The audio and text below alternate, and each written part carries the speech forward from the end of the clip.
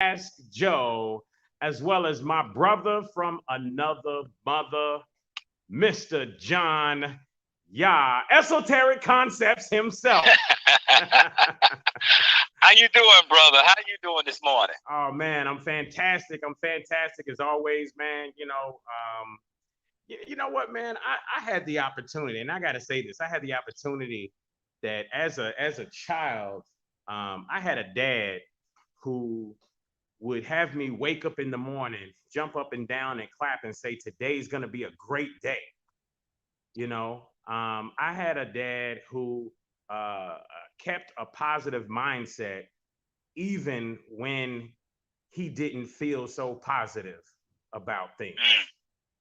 So I'm one of those people that no matter what's going on, I'm going to continue to, if you ask me how I'm doing, 99% of the times I'm going to say I'm doing great.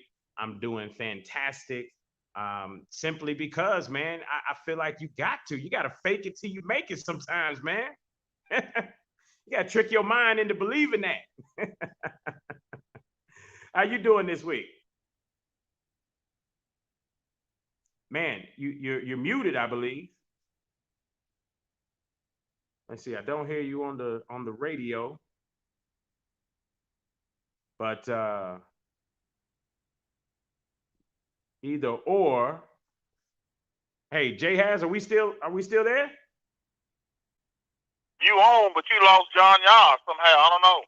Okay, all right. Well, John, go ahead and call in separately, and we'll do it that way. No problem. But either or, folks, we got a great show for you today. One of the things we're going to do is we're going to talk business and marriage once again later in the show.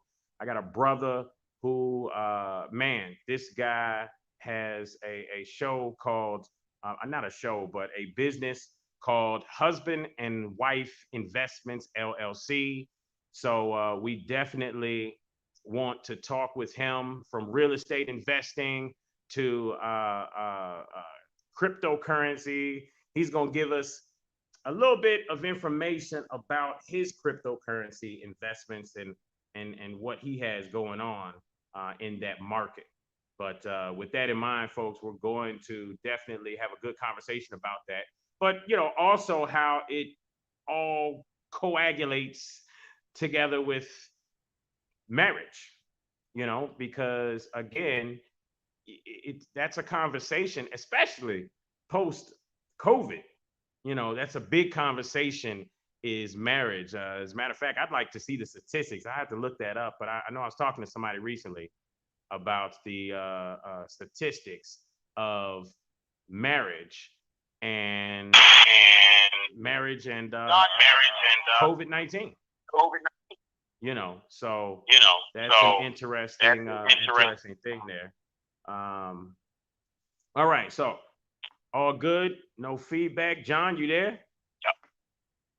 Yes, I am. Can you hear me? Yes, sir. Hear you loud and clear. Great. So good. I don't know, you may have those eyes watching you, trying to keep you out the loop, man. You know how that goes. Because you talk some heavy stuff. That's what I've been hearing. Man. That's what I've been hearing, and not gonna stop as long as I got breath. Hey, that's what's up. Grand Rising, Joseph Reeves. Grand Rising, Frank Stoner. Thank you, brothers, for the support out there on social media there. John, you and I, we have conversations about a lot of different things. And that's what I love about you is you can converse about anything. And I deem myself to be the same way, to be able to just hold a conversation about anything. But one of the conversations we've been having is about some of the challenges that COVID-19 or Covert 19 has been employing on people these days, even within their own family. The issues they've been having. Grand Rising, Keisha Williams. Grand Rising, Phyllis Myers. Big shout out to you guys out there on social media. But with that conversation, John, what is it that you've been seeing? You were telling me something the other day about Clubhouse. Now that's been a big thing lately, and I think it showcased first and foremost for Apple phone users. It was an app that they can jump on, and I've heard of people getting on there, creating thousands to millions of followers of a platform to be able to shoot their stuff, right? Whatever they're marketing, whatever they're talking about, Clubhouse is a space to do it. And I believe that, now they have the ability for Android users via some type of app that brings it together to jump on Clubhouse as well. They just don't have all the same features. But being on there, listening to some of the conversations about COVID-19, what have you been hearing?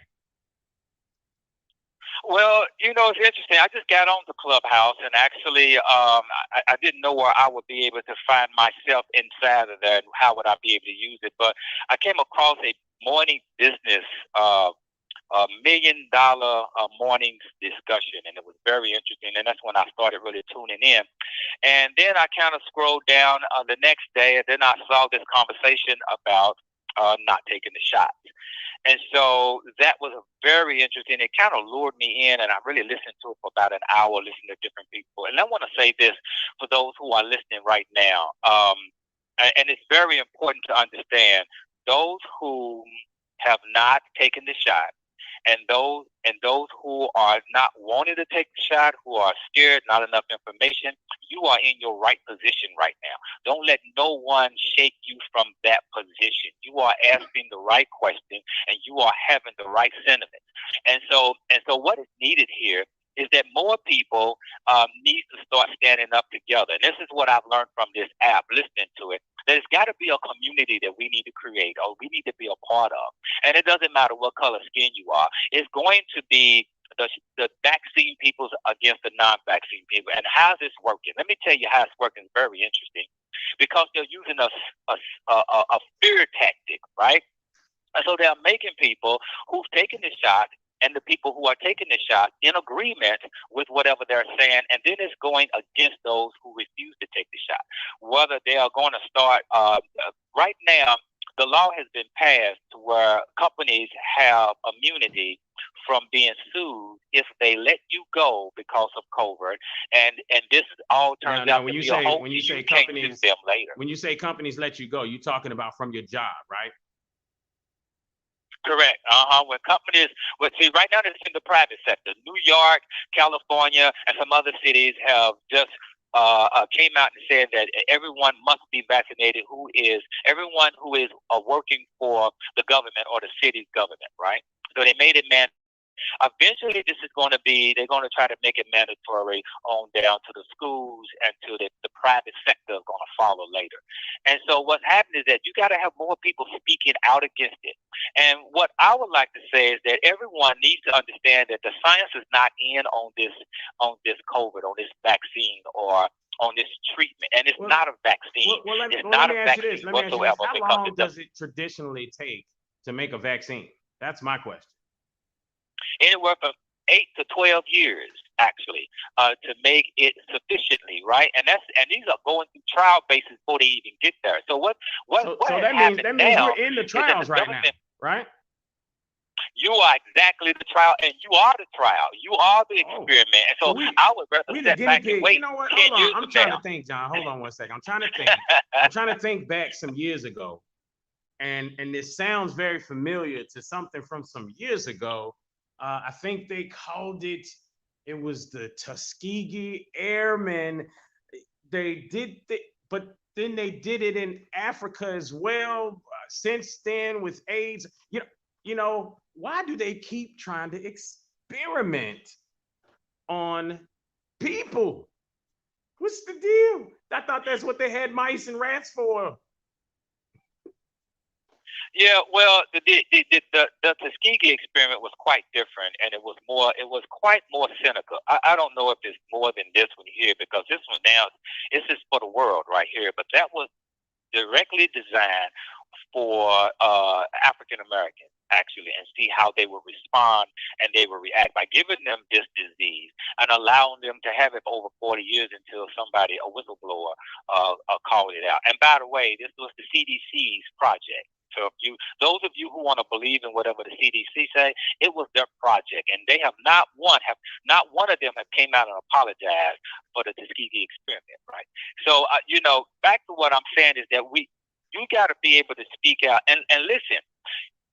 Those of you who are reluctant and don't want to take that shot, you should be proud of yourself that you held out, that you are not easily duped or fooled by the media or these celebrities, and now they're using your own family members to go against you, right? We're having where you can't come to the barbecue, you ain't took the shot, right? And family members. And so what it is to me is that it's almost as though the big hats and the small hats. The big hat people is the one that put it out there, control the media. But what's going to happen? Who's going to really push this? The small hat people, the little people, the everyday people you see that all of a sudden going to see themselves better than you because they have taken the jab. And so this is where we're going to go in this society, to where we won't, they're going to talk about trying to have a passport where you can't go into stores, you can't fly planes. And it's very interesting to what China does. China does to their people. They have been doing it for years, actually. If you speak out against the government, if you are shunned out of society, they use the same system as we use over here for credit. In other words, if your credit score ain't at a certain number, you can't borrow money. Well, guess what they do in China? If your credit score drop a certain number, you can't even catch a transportation to go into another proverb. Or to go into another proverb, you got to get permission. So can you imagine going into a state and you got to get permission before you go into that state to prove that you don't have COVID? This is where we're going. If we let it, if we don't stand up, if we don't speak out and pull together, this is where we're going in this society. Your constitutional rights is being stripped from you right through the word fear.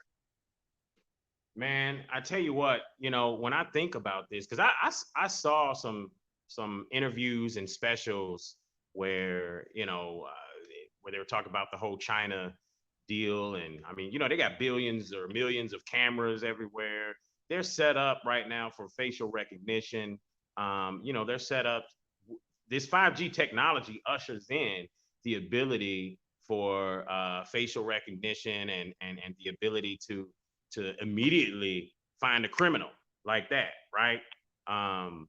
But with those pros comes plenty of cons as well, because if you get labeled as a criminal, no matter the case, and that could be, you're somebody that doesn't take the shot, now you're labeled as a criminal, and then they find you immediately, right? But with that in mind, I saw that some interviews where this guy said he can't get his kids into nice schools because he messed up and didn't pay a bill or something like that, or something of that nature. Correct.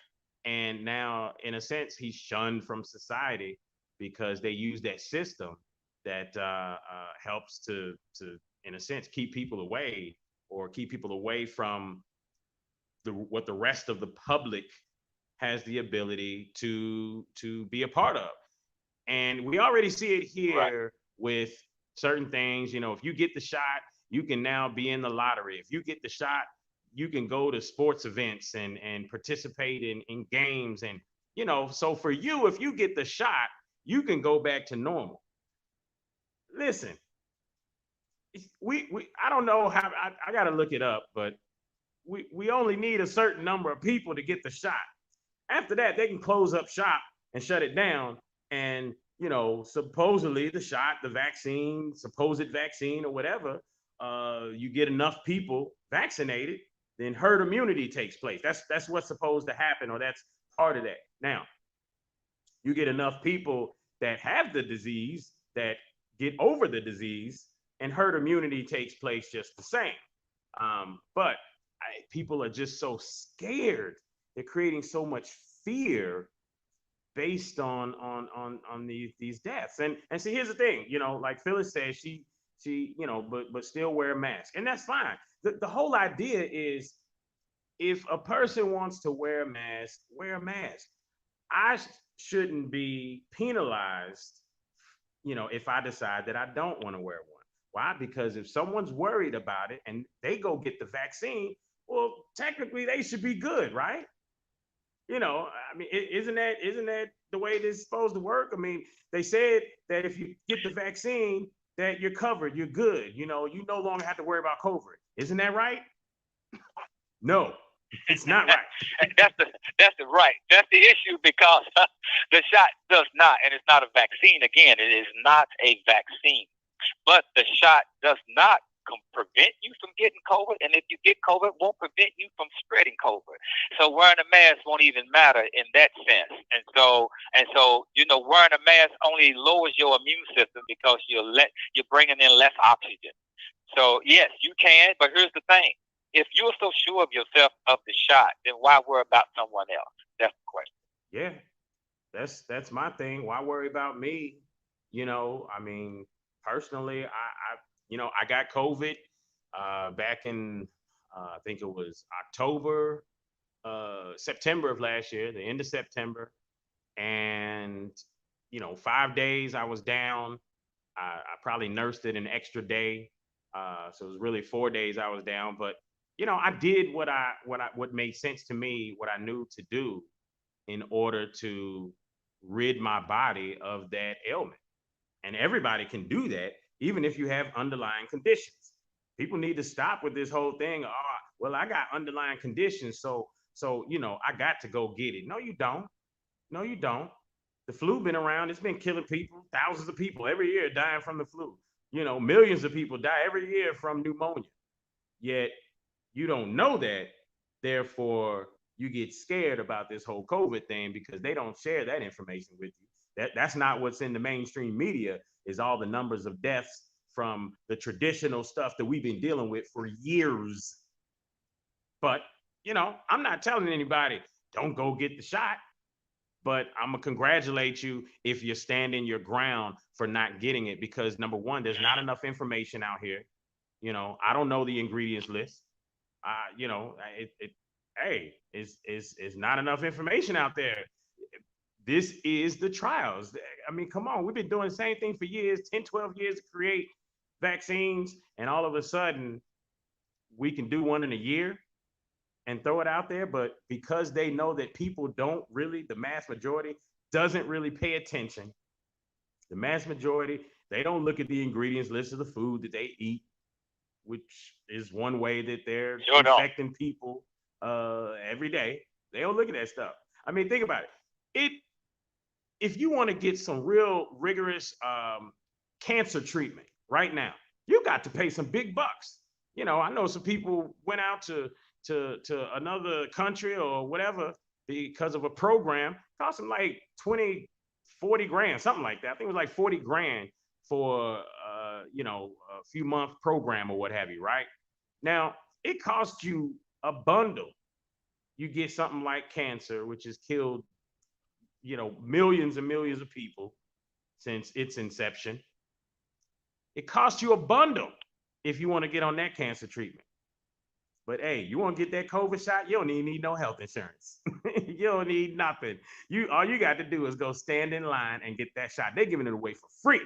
So I tell you what, for me, common sense kicks in and says, hey, I don't know about that. But hey, I want to hear from some of the listeners out there. 502-776-1350. Again, 502-776-1350, whether you online, whether you are on the radio, call in and let's talk about that. 502-776-1350.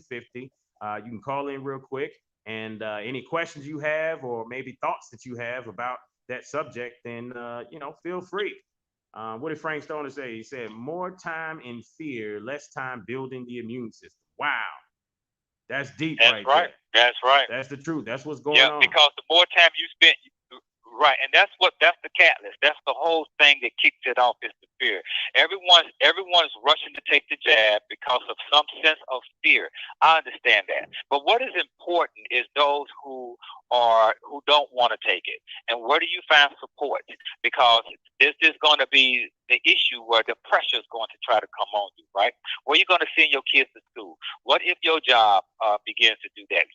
We got to somehow find support. What I found when I went to Clubhouse, and I saw thousands of people on this app that was all not wanting to, and I felt comfortable. I felt like like, I'm not alone, right? You know, there's a whole host of people out here, but they're not letting you know that. There was doctors on there on this clubhouse that was speaking out against it. But you won't get to know that because it's not on public, your CNN, your MSNBCs. It's not, and this is where those of us who have a little platform, just like this, we need to speak out. And this is why I say I don't care who you are. If you call yourself a black leader or whatever the case may be, and in your mouth ain't trying to advise people not to do this, you ain't giving nothing.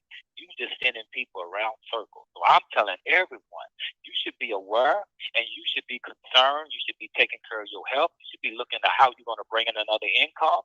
If you don't want to take this shot, and shame on those who have taken this shot, that you try to put pressure on your own family members to follow suit. Shame on every one of y'all who's, because you've taken the shot, you feel like others who don't want to take it should take it. Or you going to line up and be in agreement with keeping them out of grocery stores or keeping them shunned out from certain activities. Shame on you if you feel like that. Bro, you know, it's a tough situation when you start talking family. You know, my 14-year-old son got it. You know, he went and got the shot. I want to say he got the Pfizer shot. I'm definitely glad he didn't get the Moderna, but he got the Pfizer shot. And, you know, it was made to be his decision. You know, I am unfortunately not the custodial parent. So, you know, I mean, I'll be honest, you know, we had an understanding originally that what we said was that we were not going to use our kids as guinea pigs. Somewhere along the fear factor line, that changed. And now, you know, I'm on the outs because I don't want to take it. And my voice was not recognized in that moment. And that's a, you know, I'm going to take responsibility and say that's a failure on my part. But it does set the tone for there to be concern with family, you know, immediate family, because, dude, that is a tough one right there. You know, when you talking about, you know, split households and things of that nature, and who gets to say and telling the kids yay or nay that they can or cannot get the shot. And when one parent is against it and the other parent is for it, now you create this situation where, you know, in my case, instead of sitting down and furthering the conversation because someone else's views apparently changed, then, you know, a 14-year-old gets to go take the shot. But at the same time, I know that there was probably encouragement from his work. You know, he works at a local place that has a lot of, it's very public, has a lot of people there. And, you know, I'm sure at 14 years old, there was talk at his job to say, hey, you should probably get this. You know, now my son is a tall, lanky 14-year-old, but type 1 diabetic. All right. So I'm sure that was part of the fear factor conversation as well. You know, I told him, look, I support you in whatever decision you make, but just understand I don't agree with it. But I support you. And that's it, you know, at this point, that's all I can do. That's right. That's all I can do. And all I can do is hope for the best. You know, I don't, is the world going to turn into zombies? I don't know. You know, that's not really my focus.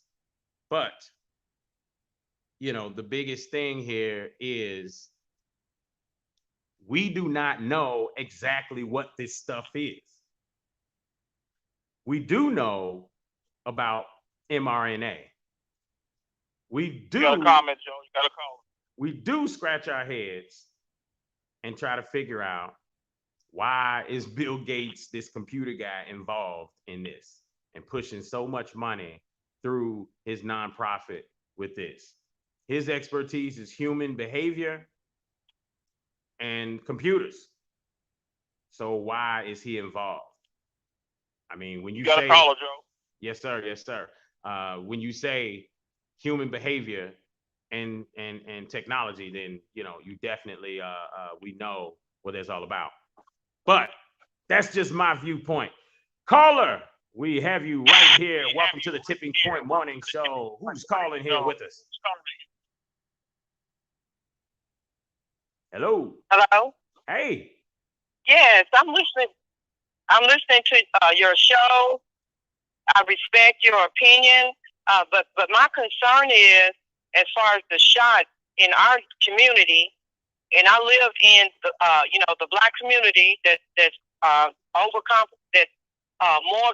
comprised of African Americans, and I just feel like there are so many people that are at risk, that have high risk symptoms. They should get the shot. I appreciate your information. I got the shot. My husband got the shot. And, there are some people that they probably don't need the shot, but I just feel like we need more information. A 30-minute show is not enough to keep our community safe. Research and all the stuff that you're saying and everything, that's wonderful. But at the same time, I have a problem with people that come up to people that have a mask on and almost get in your face and try to pressure you to take your mask off. And I just feel like, as a black community, and I'm not sure who you are, I'm trying to get more information as I'm riding listening to you. I think that we should have churches or somewhere where everybody can sit down and listen and hear thoroughly before more people die, because I'm sure all these people are not dying, just because of research. Absolutely, absolutely, and I agree and respect your opinion. But again, I know me personally, I'm not jumping in to get anything injected into my body that I do not know what it is or is about, from a government that is not to be trusted and has proven themselves not to be trusted over a number of years. That is the battered wife syndrome right there, to keep going back and allowing that abuser to come in. But I agree, people shouldn't be jumping in nobody's faces trying to convince people to listen, folks, keep the mask on, take the mask off. It's up to you. Let people make their own choices. That's what we're all about. Let people make their own choices, but do not force anyone to make any specific particular choice. And that's what right. We're all about. So definitely thank you for calling in. This is Mr. Just Ask Joe thank and you. John Yah on the Tipping Point Morning Show. You have a wonderful day. Thanks. You too. Thanks. One thing I do agree with her with is that churches should be providing proper information. Man. The problem is that we're only hearing one side that they're pushing. No matter where you go, you don't see them giving both sides. So if you're not getting the full information, if you're not getting both sides of it, how are you going to make a proper sound decision on one-sided? And that's the problem. The problem is that they're pushing a narrative and nobody wants to bring in another side. So you got to have a balance. That's just like, Joe, you and I was invited on the show, and of course they have a quote-unquote doctor there, but these people were all on one side. Well, there's a whole host of doctors out here. There's a whole host of doctors that are Bell Peace Prize winners and speaking out against this, and no one wants to hear them. No one wants to allow them to be heard. So I agree with one thing she said. One thing I would say is that she took the shot and did not get full information yet, and ran and took the shot, and the information still coming in about the effects of this particular shot. And I would tell you this, I would rather wait, because if you study anything about history and the vaccine, again, this is not a vaccine, this is an emergency experiment for you. I would rather wait 2 or 3, 8 years from now, and I know good and well they're going to come out with something better than what they're doing, experimenting with you now. I would rather wait, be patient. I would rather wait and see how y'all how y'all body is gonna respond to this 2 or 3 years from now. Is my thing. You don't know. You saying you're well now. You don't know that 2 or 3 years from now. You don't. You may end up being sterile. Don't even know until you try to have a baby and realize it was the shot that sterilized you. That's the point. You don't know, but y'all the experiment. So let's just sit back and wait 2 or 3 years from now and see how long y'all respond to it, and see if you still good then. Man, you know what? I'm with you on that, most definitely. And you know what? As we continue the conversation, we're going to segue into, this was the challenges that COVID-19 has provided. We're going to segue into some of the opportunities that COVID-19 has provided just the same. But first off, I want to give a big shout out to some sponsors. Bibi Toomey Trading Company, the home of Saya Baba and Soap Sticks products. They are in over 400 locations at a store near you. Folks, you can also find it online at sayababa.com. That is SYABABA.com. Again, sayababa.com, home of Saya Baba and Soap Sticks products. That is owned by yours truly, brother from another mother, John Esoteric Concepts. Yes, sir. And we got Health Daddy Wow. Yes, Shout out to Frank Stoner. Look at him. Even his comments, he says, wow. With that in mind, you got healthdaddywow.net, home of the 100% plant-based vitamins, herbs, cleanses, and teas. We are here to help you live longer, feel better, and look great. Folks, they are local in Louisville, Kentucky at 1806 Ralph Avenue. Business hours, Tuesday through Saturday, 11 a.m. to 7 p.m., Sunday, 12 p.m. to 5 p.m. Again, home of the 100% plant-based vitamins, herbs, cleanses, and teas. Folks, he's checked every pill himself. HealthDaddyWow.net, from different things, from pills, cleanses, teas. Folks, you've seen them last week's show. You can check us out on Facebook at the Tipping Point Morning Show, and you can see all of our past shows. He gave us a tour of his space. Again, that's healthdaddywow.net. So next up, let's see. Do I have a caller on the line, Brother J. Hess? Yes, sir. All right, next up, folks. I wanted to make sure that we focused on some opportunities that this COVID-19 pandemic has created. And I got a brother right here, Brother Anthony Mitchell, CEO of Husband and Wife Investments, LLC. Let me tell you something. This brother and his wife are hashtag goals, hashtag marriage goals right here.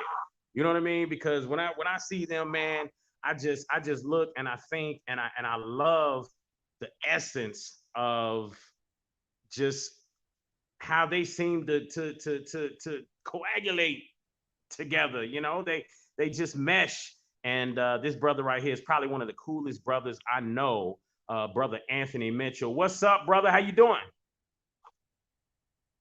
Good morning, brother. How you doing? Hey, good morning. Good morning. Good morning. If you have the show or anything on in the background, we got a little bit of an echo. So if you do have it on the background, go ahead and cut the volume all the way down and make sure that we don't have any of that feedback. We appreciate it. So, hold on one second. Not a problem. Not a problem. Let me tell you something. Now, I can't even remember. Oh, I do remember. It just came to me. I was trying to remember the other day where you and I met, Anthony, but it was some years ago. And man, we were working on a shady side of town. You were working at a business, managing a business, and I was managing another business up in the hood. And we linked up and poly connected, and it's been cool ever since. Stayed in touch. And this brother right here I've seen him and his wife elevate, and I've seen him elevate their marriage and their business. And it's cool. It's really cool to see. But with that in mind, you are kind of a big researcher into different investments. Specifically right now, you have a big focus on cryptocurrency. Is that right? Yeah, at the present moment, yes, sir. That is my focus at the moment. Okay, good. So, there's a lot of people out there that still don't know or understand what cryptocurrency is. Can you give us some type of brief synopsis of what it means to own or have or use cryptocurrency? Yeah, no problem. Cryptocurrency, basically, it's a decentralized currency in the terms of you do not need a bank to participate in cryptocurrency. I mean, as you know, with the current situation in the economy, with the inflation, with them doing the stimulus, every time the government prints money, it will create inflation. You know, when you print money out of thin air, it devalues the buying power of the U.S. dollar. Okay, so if you have $1,000 10 years ago, that $1,000 would not have the same buying power today as it did 10 years ago. What's interesting and what's compelling about crypto is that the technology is on the blockchain, which means that every transaction can be followed, can be traced, can be tracked. It's pretty much fraudulent proof. Okay, if we were using crypto as fiat, the government wouldn't be able to just print more out of thin air. That's not really how it operates. Now, what's confusing about cryptocurrency is that there's over thousands of different tokens and coins. So when someone's getting into cryptocurrency, the first thing that you have to do is you have to research what are the utilities of the coin that you're possibly interested in investing. And now what's beautiful about the opportunity is that we are at the very beginning stages. It's pretty much like the .com boom. It's like when Amazon first showed up. It's like when Tesla first was created, and you know how you can see the process, the progress of these companies now. And you wish, like, man, I wish I would have got in. I wish I'd have bought stock into these companies at the very beginning. Well, cryptocurrency, that window of opportunity is now. Everyone first heard of Bitcoin a few years ago, and there was a lot of speculation around it because it was so new. But lately, the government has begun to regulate Bitcoin, cryptocurrency. Big hedge funds and corporations are now starting to get involved into cryptocurrency. So whenever you see an asset being regulated, you have to understand that big companies are positioning themselves to take advantage, because that's pretty much how the economy works. You've got companies, you've got hedge funds, major resources and assets that are back, and they like to control the market. That's the issue that we have today with the U.S. dollar. I got a little background with forex trading. I'm a little familiar with stocks, but a lot of times those markets can be manipulated by these big companies. The beautiful thing about cryptocurrency is that it's controlled by the people and not necessarily just the major companies, at least at this point in the game. But there's a lot of opportunities out there. I advise everyone that whatever you're interested in when it comes to crypto, the information all around you, these big communities, the supportive communities. And that's the thing about it, Anthony, is that, like you said, there is a bunch of different tokens and things. And I know personally, there's a lot of different platforms out there that allow you to trade crypto. And I personally utilize a few of them. And you know what? Some of this crypto is less than a penny. So in my mind, I just said, you know what? If I spend $20 and buy 1 million coins of a Shiba Inu, what's it gonna hurt? You know what I mean? Because it could become, comparable at some point later in life. Why not? Why not spend that $20 and buy that million shares of Shibu Inu. Why not spend, that $20 and buy some more shares of another one that's just as inexpensive? There's a bunch out there. But with that in mind, I think you have maybe 4 that you focus on. If you don't mind, can you share with us what those 4 are and why you focus specifically on those 4 different cryptocurrencies? Yeah, not a problem. First things first, I'm not an expert advisor. I'm not a CPA. So, investing does have risk. I advise you to do your own diligence research before investing.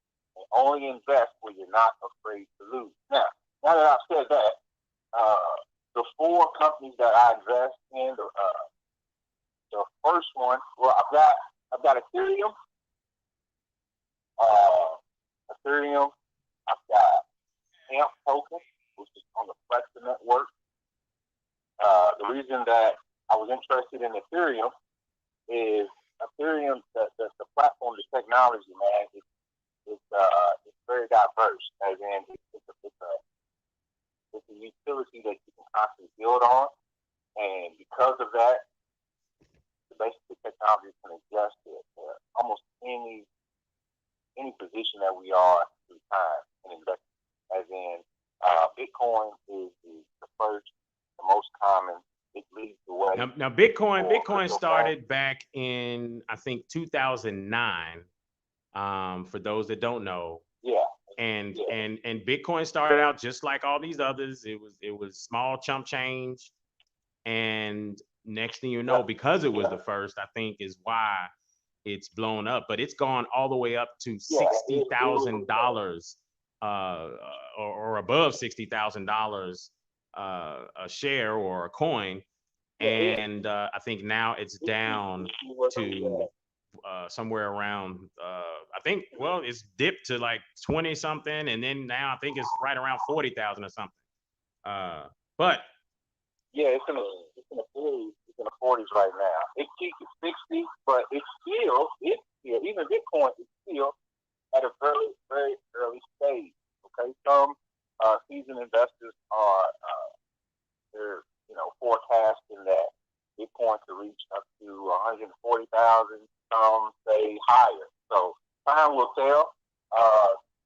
One of the main reasons why Bitcoin has taken off is due to mass adoption. Okay, when the companies start implementing, usage of the cryptocurrency, when more exchanges, and exchanges would be like the Robinhood, would be like the Coinbase, be like Toro, Gemini app. These exchanges, when they make it easier for users to have access to cryptocurrency, it just creates more opportunities for users to actually utilize, and purchase, and invest in these cryptocurrencies. But yeah, Ethereum, go back and answer your question. Ethereum, AMP tokens from the Flex network, the technology behind AMP is it's a collateralized asset. So they specialize in making transactions for any type of cryptocurrency to be processed via online to merchant transactions. So, for instance, if you had a Visa card, if you had crypto and you go to buy something online, and if they use the Flex network, you could use your debit or credit card to purchase whatever the item, service, or product that you're purchasing. And if you need or still use your AMP token on your cryptocurrency, it processes the transaction immediately, and it's collateralized. So it doesn't mean much to the end user, which would be us, but to the retailer, it has a lot of value. Okay, so if you got an online store, if you got a brick and mortar store, okay, one of the issues with merchants is fraudulent transactions. Whenever there's a fraudulent transaction, a lot of times those fees fall on the merchant. Okay, with the Flex network, okay, they use the token whenever you purchase the token and you stake the token, which is pretty much staking, is the process of pretty much almost like a small loan, where if I purchase 1,000 coins, I can stake those 1,000 coins with the network, and I will get paid back a percentage, in a different percentage for different cryptocurrencies, but they will pay you a percentage annually for the tokens that you stake. So if I got 1,000 coins and I stake them for a year, at the end of the year, I could, be reimbursed 300, 400 coins in return. So my assets are compounding as I'm not using it. So it's growing your assets. That's one of the benefits, okay? And that's called DeFi, decentralized finance. So that's a whole nother topic, but cryptocurrency has a lot of opportunities. It's just the very beginning stages. So let me backtrack real quick. So Ethereum, AMP, token, is on the Flex network, okay? Also interested, I've invested into Dogecoin. So Dogecoin is a meme coin. Meme coins can be fun, they can be trendy, they can be very volatile, they can go parabolic, which means you could, with Dogecoin, let's say a year ago, it was worth less than a penny. Okay, so it was like 0.0095, a couple numbers down. So it was less than a penny. So for $1,000 a year ago, you could have bought, you could have bought almost 100,000 Dogecoin, right? And then Dogecoin, it keeps it about 70 cents. So, you could have, you could have made some I dough. don't know, 100, yeah, you could have. Those type of returns you're not going to get with 401k. You're not going to get to the bank. Even some of these real estate transactions, you're not going to get that type of return. But these are opportunities that are, they are there, but a lot of times they require patience. So Ethereum, AMP, Dogecoin, and then Polygon Matic. Matic is another coin that I've invested in. And these coins are available on the Gemini app. Gemini app, you can actually access it on your computer, laptop, or on your cell phone.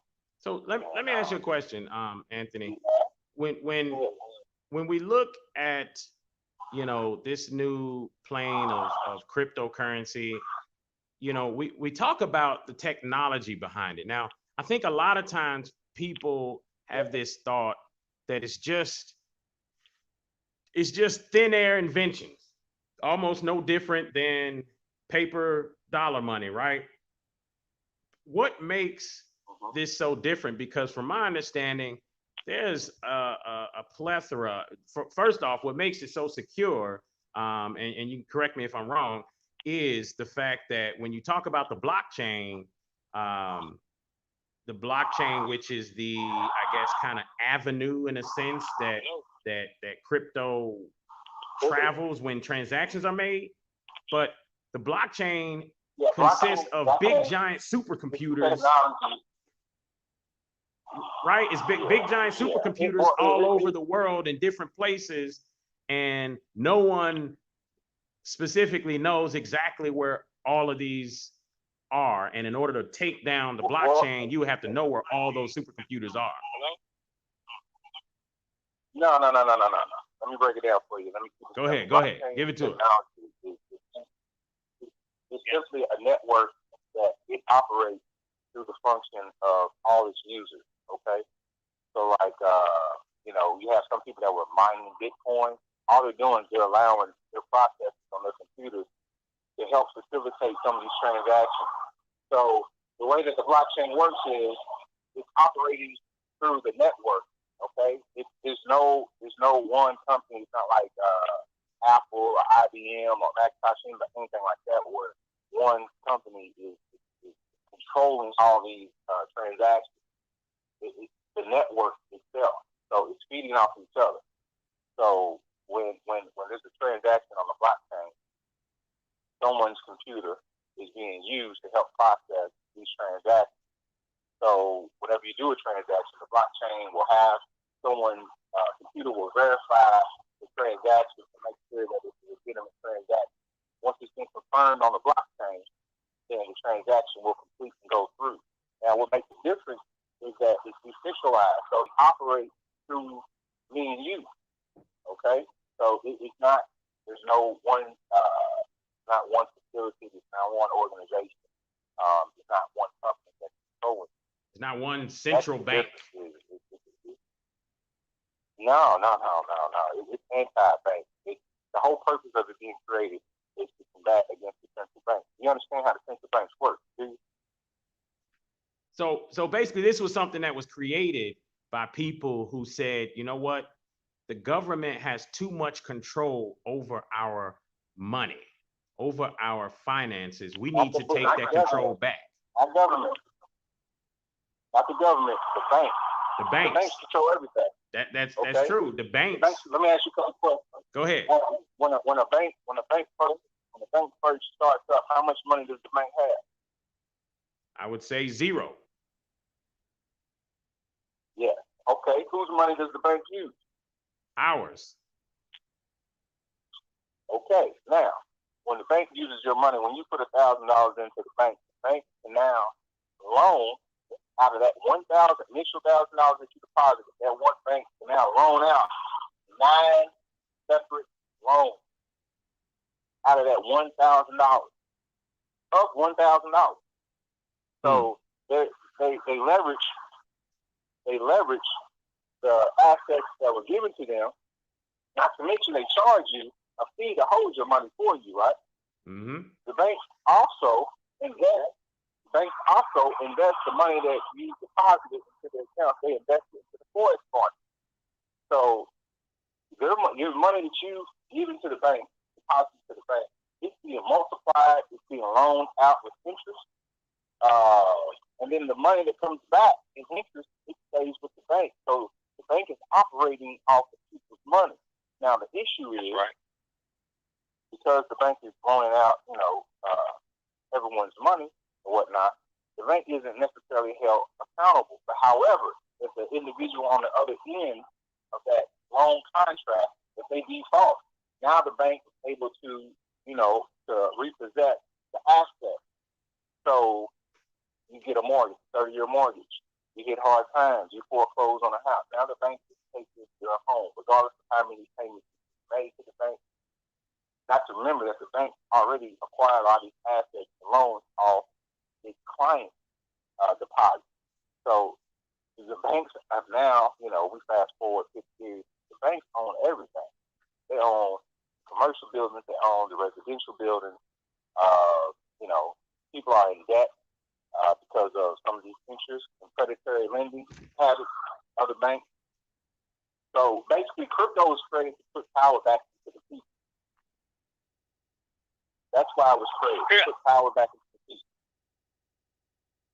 Hey, Brother Peace, this is John. Yeah, I got a question for you, and it's a little bit of a comment with the question behind. I hope we got enough time to hear your answer. I know I'm a business owner, and of course, I invest in stocks, and I own a company that I import products in from China, so I understand about currency overseas and what I'm buying from overseas and how I get it over here, and I jack the price up, or what you would call marginalize it. Now, question is, when I invest in something, like if I invest in a company, one thing I understand, and I've been doing this for 21 years, and by the way, I'm old school, and I know crypto is a new thing on the scene here. What I've learned over time is to believe and understand companies' products and services. So where if I invest in a company, I can see the company, I know the company's name, I know the company owner, I can tell what the company's doing and not doing. In other words, I can be able to pull out that company when I get ready. Now, on cryptocurrency is based upon people's word of mouth. Just like day trading, is my understanding about day trading. It is the speculators that causes day traders' numbers to go up. This is why you have gas prices going up and down. It's not because of the oil companies, it's because of the speculators. The speculators on day trading are investing off the equity of the stock of a company. And this is how they make their money, off the equity of stock. This is why day trading, you in and out the same day. Now, on cryptocurrency, what I would like to know is who's the owner of cryptocurrency? How do I get a hold of that product per se? In other words, is it just a go? So I go buy the coin. How do I utilize that coin in this system? And the thing about crypto, then you're right, there's a lot of cryptocurrency coins out there, and a lot of them are even newer and just brand new off the market. Yes, you can buy it for a penny a piece, and just like you can buy penny stocks and just bet on it and see if it grows. But we don't talk about the losses that people have lost. Billions of dollars that people have lost on the currency of crypto, and billions of dollars people have lost money on Bitcoin, because Bitcoin went up and it went back down. It reminds me of almost it reminds me of sort of what they would call the Ponzi scheme, or what they call the pyramid. The people on the bottom who gets in quick, you stay in, boom, you're going to get a hell of a turnover. But now that you get into Bitcoin, it's kind of very expensive. Are you going to see the same residual payback as you will receive it when it was small? You get what I'm saying? And so how do someone get in now if crypto coins is very expensive? And how do you get your money returned and see that growth in it? Okay. Well, let me answer your first question. First question was, who owns cryptocurrency? Well, there's several different coins. So there's founders, there's developers, there's creators of each different cryptocurrency. So like with stocks, if you wanted to do your research on the stock, you would look up the IPO. With cryptocurrency, it's called the white paper. So the white paper is the first place you start, okay? And then you research the utilities of the cryptocurrency. It's all about what is the technology behind the coin and how could it be used in the future. So you are investing for the future. And it's like the disclaimer that I explained at the very beginning. You only invest when you're not afraid to lose.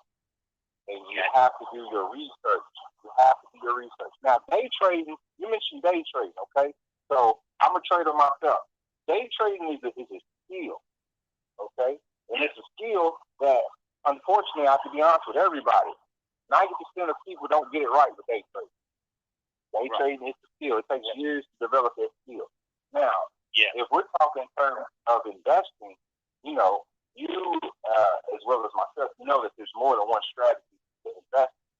So for me, just speaking to my own opinion, the least path of resistance, they call it the HODL, to hold on to dear life. This is where you invest into the token with long-term intention. Okay. So when you purchase a coin, you're looking to hold it for 1 to 3 years, some people 3 to 5 years, some people longer than that. But if you research the history of Bitcoin, you will see that it goes through its cycles. Now, what's unique about Bitcoin, that particular crypto that has attracted a lot of investors, is that Bitcoin has a halving.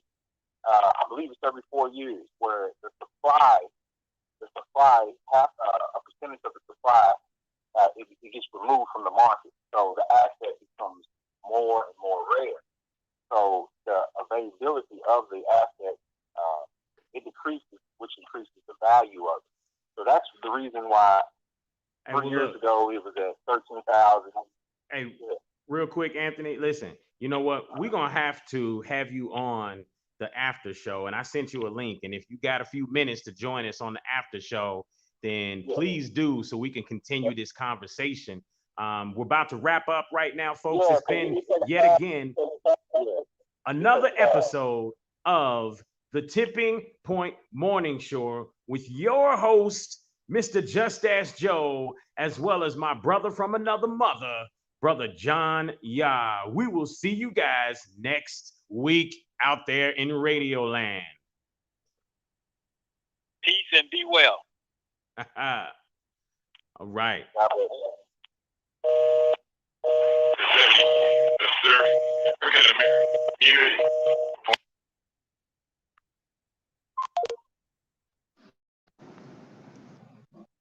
All right, give us 1 second, folks.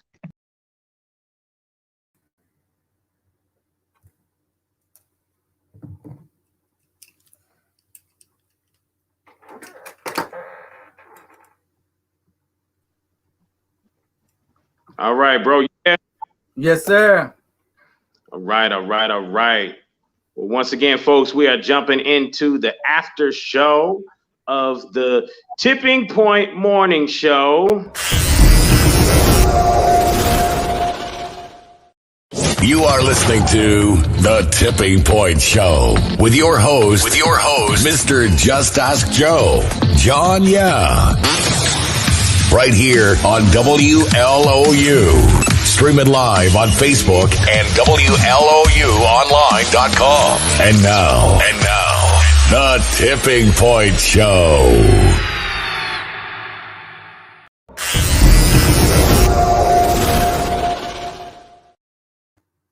All right, folks. Once again, we're checking in on the after show of the Tipping Point Morning Show. It's your boy, Mr. Just Ask Joe. I've got my brother from another mother, Brother John Yah, Esoteric Concepts. And joining us this morning, once again, we have Brother Anthony Mitchell. As we've segued from the radio portion of our show, we're jumping into the online portion as well. I told y'all he's one of the coolest brothers I knew. So, he was going to be sitting back, lounging in a chair, enjoying himself on a beautiful morning, sitting on the patio, enjoying life, So ain't nothing wrong with that, brother. How you doing, Anthony? Man, blessed, brother. It's another day. It's a new day. New opportunity. I'm blessed to be here with you, brother. Oh, man. Appreciate it. Absolutely, man. Appreciate that. Go ahead on and finish what you was building on with us. Yeah. We were discussing the different investment strategies for cryptocurrency. So you do have day traders. So that would be an individual that's looking for a fast profit. Okay, they're looking to take their profits that day, that week. They're not looking to hold any positions for long periods of time. Okay. Correct. And to gather that fast profit, we call it scalping. Well, you can scalp, you can swing, but the overall description would be day trade. You're a day trade. Absolutely. So you can purchase, you can buy, you can hit sell positions to gain profit. So but with crypto, it's not the same like stocks. Crypto is a lot more volatile. So you're taking a lot of risks when you day trade with cryptocurrency. This is why some investors in the past and even now have taken huge losses, because they didn't understand that it moves different. It doesn't move like stocks. It doesn't move like Forex. It's a lot more volatile. So you're talking, we can have a 30%, 40%, change in price in one day. You're not really going to see that in the stock market. You may see 10% for the day, 11%, but with cryptocurrency, it's a lot more volatile. So I personally do not day trade with crypto, just because it's a lot less stress if I actually purchase at the right price. Now, I still do technical analysis. I still do fundamental analysis. So I'm going to be mindful of what news is going to be presented for the week. I'm still going to look at my charts. I'm going to look at price zones. I'm going to look to see where, the market, if we're in an uptrend, if we're in a bullish market, or if we're in a bearish market. So these are things that I still do as an investor, but I keep it simple. I look for opportunities where a price, we call it a dip, where the price will pull back. I'll take a position. I'll purchase that price, and I'll just let it ride until I feel that I'm at a certain percentage. So you need to always have an exit plan whenever you make an investment. So you need to know, at what price will I be satisfied to go ahead and take some of these profits. Hey, real quick. Let me ask you, Tony, are you familiar? And this is, if Kari Muhammad, if you're listening as well, he just commented saying a group of brothers just started their own exchange yesterday, and already people are asking for the name. So Kari, if you know the name of that, please post that as well. And Tony, I don't know if you know anything about that, but if you do, then definitely shed some light on that as well. But go right ahead, sir. No, that's it. But the brother that asked me who would own, cryptocurrency, for every coin, there's going to be a developer, there's going to be an owner, there's going to be a CEO. So you have to research, you got to do your due diligence for any coin that you're interested in to invest in, and you'll see, you know, how it operates. But to answer his question, it's the white paper. You're gonna look up the white paper. The white paper will tell you the utilities, will tell you how the coin functions. It will express any of their future plans for the token. So it gives you an idea if you feel this is worthy of an investment for you to invest in.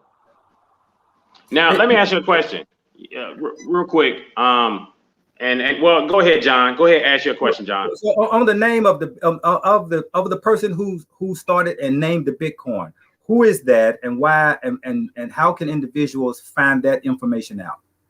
Yeah, now that is still a mystery. They have not identified one individual who claims to be the actual creator of Bitcoin. Correct. It's considered, but that's done purposefully, isn't it?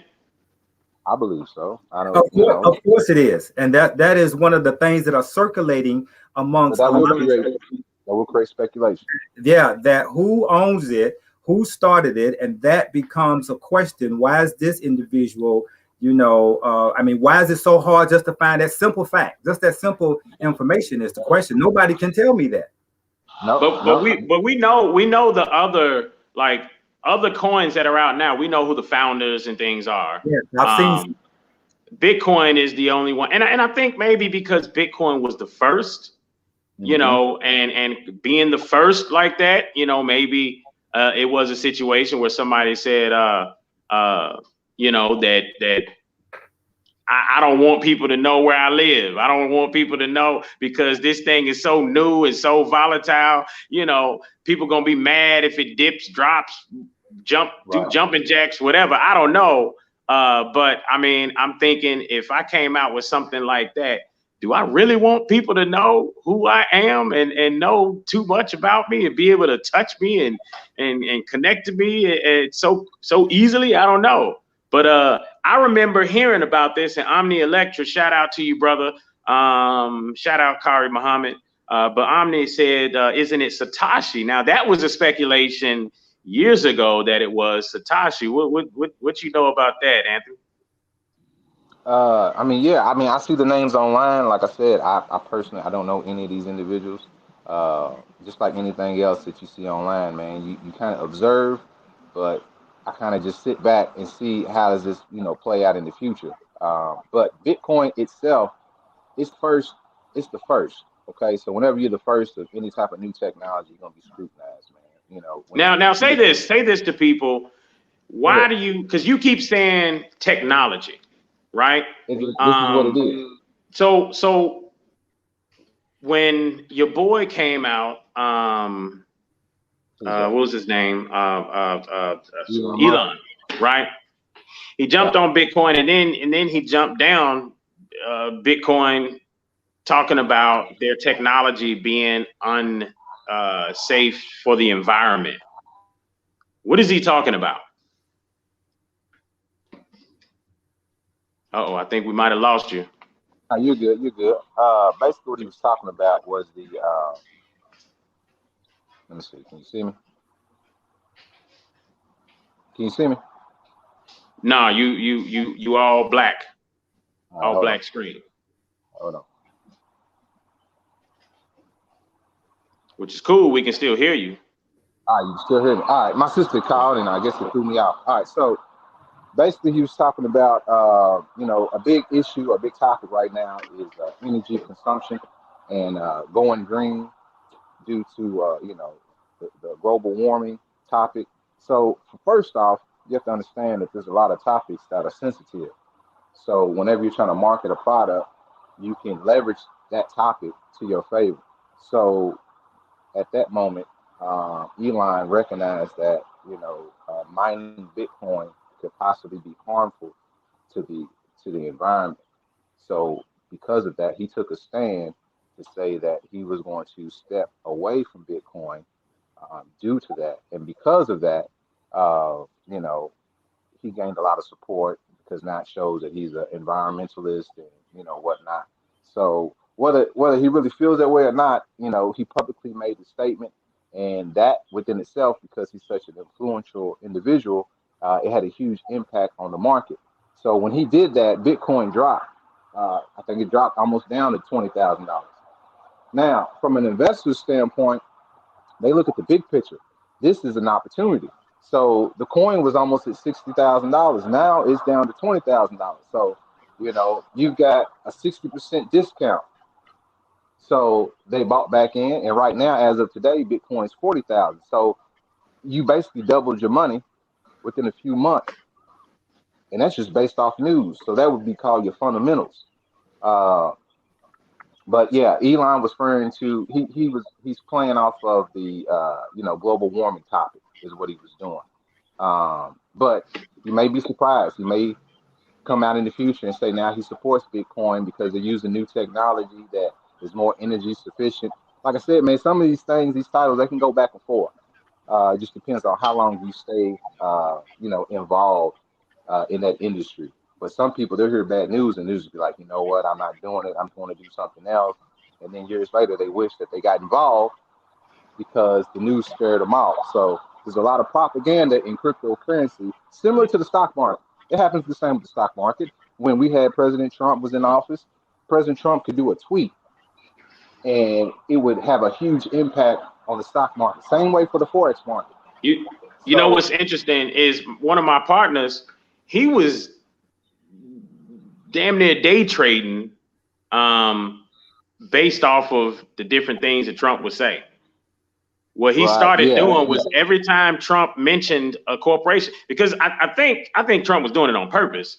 You probably go back and look and find some of those companies that he would mention, whether it was good or bad news, were probably people that were, threw some money in his campaign along the way. Right.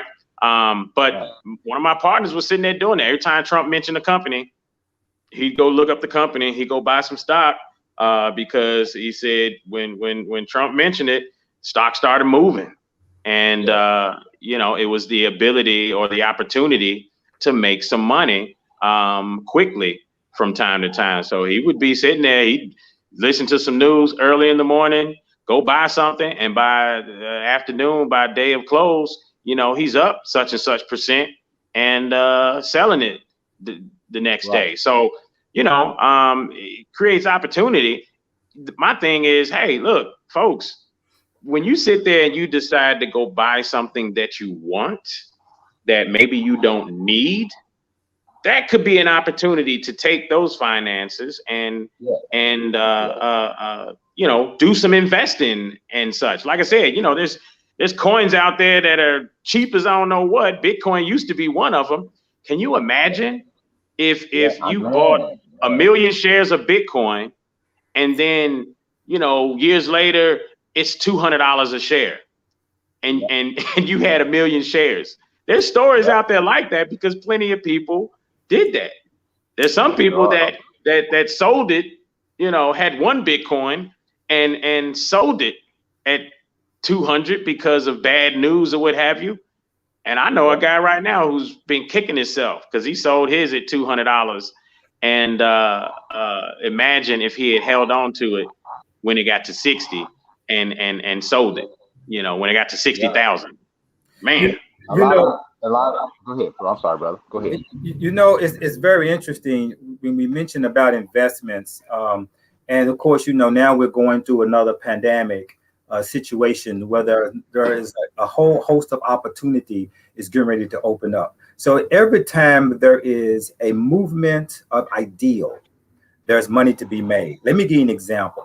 Every time we have a race issue, let's say, for instance, a police kills a black man, and all of a sudden now we have all these riots. Do you know somebody's flipping money? Somebody's turning over profits somewhere. Somebody's always waiting for these news outlets to put out information to move people a certain way, and people go and invest. You just got to understand and do your diligence in researching products.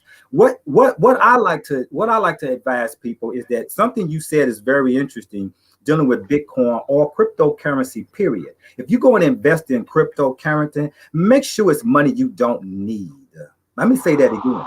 If you go and invest in cryptocurrency, make sure it's money you don't need, so that you can put that money to the side, throw it over there, boom, and just move on, because it's not dealing with your current bills. Now, on the other tip, this is the opportunity for anyone to find an ideal that they are here to offer humanity. Everyone has an ingenious level of talent.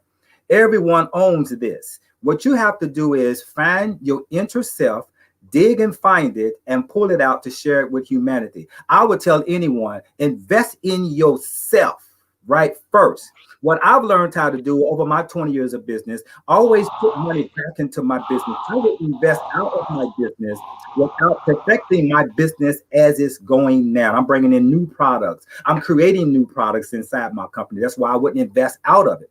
But I did allow my daughter to go into some investments with my money on her end, and it turned out to be quite successful. But my point is that everyone who's listening, this is an opportunity for you to find a product. I found that a lot of people became millionaires during the pandemic. You know why? Because people were pushed up against losing their jobs or trying to find another income. Well, this is the opportunity for a new group of people to do it again. You know, those of us who have saw other people, my business flipped 3 times during the pandemic when I panicked and bought over $40,000 worth of products from China that ended up doing me a favor, because I thought the port was going to close. And when my business shot up, I was glad I ordered those products. I already had the products in to make those sales. So I'm telling everyone, listen, you have a gifted talent. Try to find a way to invest in yourself, to pull that talent out and share it with humanity. And it's all an investment. But invest at least 80% in you before you take 2% out and invest somewhere else. But isn't that the idea of having a diverse portfolio, right? So, you know, you would want to invest your money heavier where you will probably reap the most benefit. So like you said, invest in yourself, you know, so if you got 100%, if you got $100, you know, 80 of it invested in you, 20 of it invested into some other investments like what we're talking about here or others. But at the same time, you know, that is one way to create some more funds and finances to be able to invest into yourself. So that's one thing to think about just the same is, you know, I mean, if you go day trade in the stock market or you go do some long-term investment, maybe you got a 5-year plan and you say, okay, in 5 years, these long-term investments are going to pay me out such and such percentage a year. And then I'm going to take that money and I'm going to put it into this business that I've been researching that I want to do for myself. But nonetheless, regardless of what have you, the end result or the end game should be investing into yourself, no matter how you get there. I was just gonna say that. No matter how you get there, you know. And let me say, you know, Anthony is one of my go-tos when it comes to a lot of this information. He's one of my go-tos because he's not just a cryptocurrency investor. You know, throw out there a couple other things that you do investment-wise, Anthony. Yeah, real estate investing. There's a lot of different techniques for real estate. But the biggest investment, man, is in myself. The biggest investment is in myself, brother. So I called Anthony up one time and I said, you know, we started talking or something like that. And he said that to me. He said, man, right now, you know, I'm investing some time into self-growth. Yeah, you know, self-growth, self-development. Yes, sir. Yes. So what does that look like for you? It is expanding my awareness of all the opportunities around me, all the different industries around me. Here's one thing that I want everyone to pay attention to. The time that we are in right now, things are shifting. All right, things are moving, and because things are moving, it creates new opportunities. So there are opportunities now that did not exist before, and that you can completely capitalize on these new opportunities. But Sound like you an have, esoteric concept right there. well, it's true. But you have to have a educated or a trained eye so that you can recognize these opportunities. It's business is find a need, fill a need. Supply and demand. That's business 101, right? But Right. you have to pay attention. What is the new demand? So, for instance, you'll see delivery service, distribution. The demand is so high right now that they can't even find enough workers to fill the need. You know what I'm saying? Post office, they can't find enough people to help Man, distribute all these so packages. that creates an opportunity for you to create some type of delivery service of your own, a courier service of your own. I know partners who have done that, created their own courier service, and now their courier business has taken off even more so, and they created it before the pandemic, not realizing what was about to happen, but definitely in demand now. And I mean, you're right. Now think about it. Here's the thing: distractions are the biggest issue. People focused on right now. A big distraction over the last year or so has been racism, right? They racist. They trying to kill us. This, that, and the other. Now, statistically, when you look at the numbers, every year about 400 something white people or people of Caucasoid persuasion are killed by the police. All right. Statistically, when you look up the numbers, about 200 something black folk or people of melanated skin tone are killed by the police. Now, if you say that number to people gonna sit back and be like, oh no, that can't be right. Now you can go look it up yourself. I always tell people, go research and look it up yourself. You can't. But the media would have you believe that a black person is killed every day by the police. Right? And this is something that John actually pointed out. The media would have you believe that a black folk is killed every day by the police. So that's a distraction, right? It's a distraction. We sitting there, we thinking, oh, we focus on this. And I'm not gonna lie, I got caught up in the distraction as well. I was out there on Breeway. Hey, shout out to everybody that was there. I was out there. I was dropping off ice. I was marching. I was walking. I was ducking. All that stuff out there. But damn, did I not invest in Zoom? It was a necessity at the moment. I should have. If I was paying attention, I would have bought some more shares of Zoom. What's the stock price on Zoom right now? And compare it to 2 years ago. Good Lord. Brother, I would like to, I guess I lost y'all.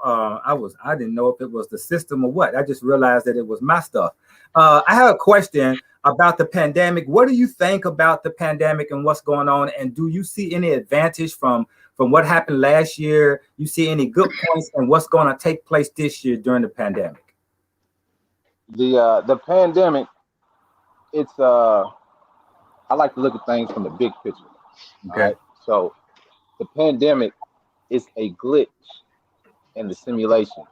So before the pandemic, a glitch in the matrix. Before the pandemic, we lived a routine lifestyle. Busy, coming, going, busy, coming, going, rip and running, coming, going, right? School, work, come home, shower, a little bit of time to eat, a little bit of time to watch your favorite show, wake up, repeat all over again, right? The pandemic, it caused everyone to actually slow down for a moment. And because everyone had to slow down for a moment, it gave people to spend a little bit more time with themselves and with their families. They said that for some areas, divorces were at all-time high during the pandemic. You want to know why? Because both spouses were so used to working so much, they didn't spend that much time together. So the pandemic allowed them to share space for longer periods of time and realizing that maybe we had grown apart, or we're maybe not as compatible as we were before, or maybe this was a financial relationship where we just benefited off each other's income to live this lifestyle so that we can, create this illusion of success to outsiders. But there's a lot of things involved. But for me, the pandemic, it's giving everyone a chance to actually analyze how they've been living. This is why there's a lack of workers now, because people don't want to go back to what they were doing before. They realize they were miserable. And now they're measuring the worth of their lifestyle versus what they're being paid. So some people won't go back simply because they say, hey, they don't even pay me enough to do that job now. You know, I'd rather find something else. Or for some people, I'd rather write out this unemployment benefit because I'm making more money on unemployment than I would going back to my old job. So, you know, in the long run, the pandemic is serving its purpose, as in, I want everyone to this is my opinion, but I want everyone to just take this gem.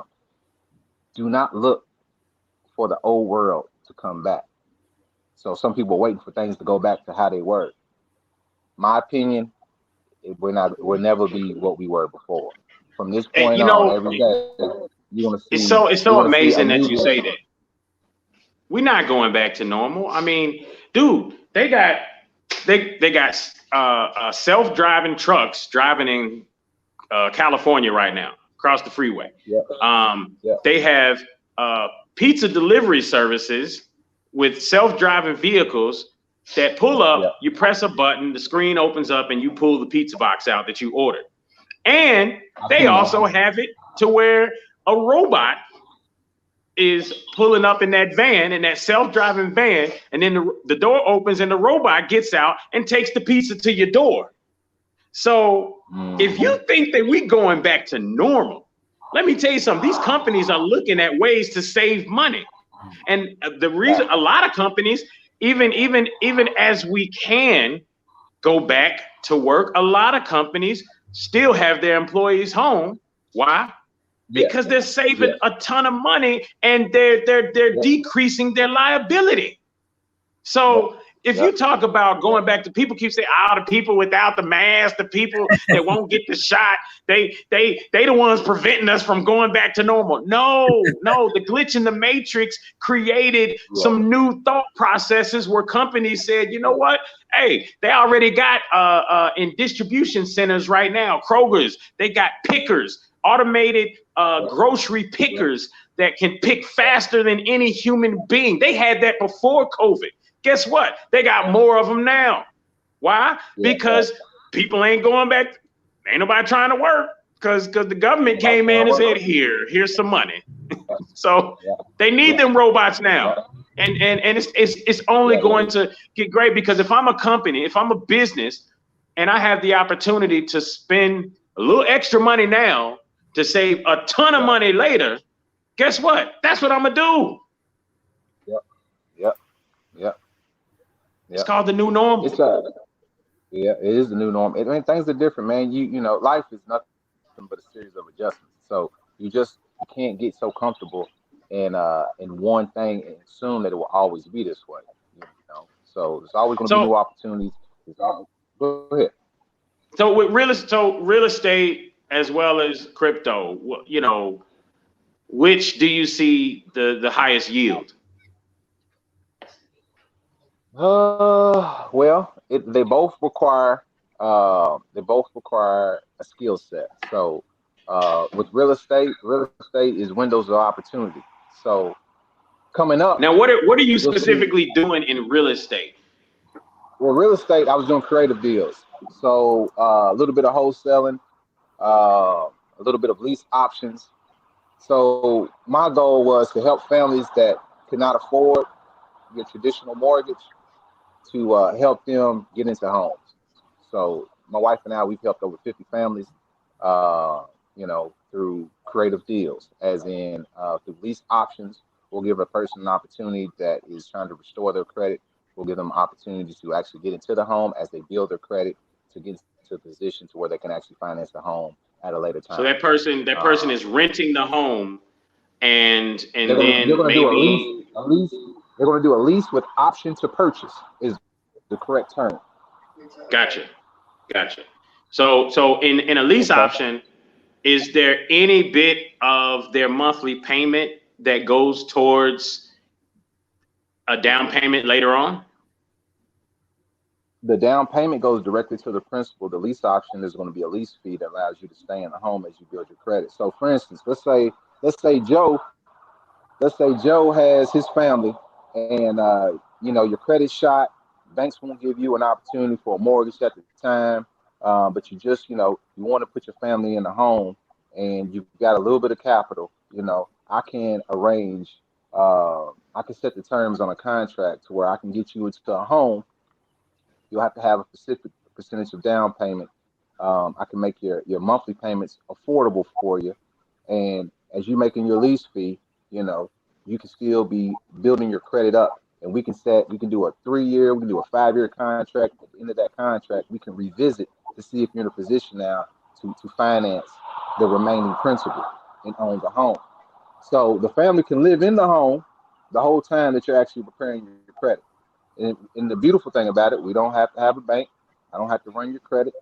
I'm going to use your down payment as collateral. So, for instance, if you were to default, you're going to lose that down payment, but that gives me a little collateral on my end, okay? Because I'm investing in you as well, too, So you want to keep the risk and reward. You want to make sure it's fair on both sides. Does that make sense? So are you helping the people with fixing up their credit? Are you pointing them in the direction of a credit repair, or is there anything that you're doing to help them in that respect? Or is that just that part is kind of on their own? Yeah, well, that part, there's so many credit repair services. So on that part, I can point them to some resources, but I do not specialize in credit repair. That's not one of the things I do. Now, that is a whole other business within itself, and it has a lot of potential, but no, that is not what I do. I specialize in, like I said, putting the deals together. Yeah. And then, wholesaling, we do wholesaling. Wholesaling is another strategy to get into the real estate market that does not require for you to have a real estate license or actually come out of any pocket.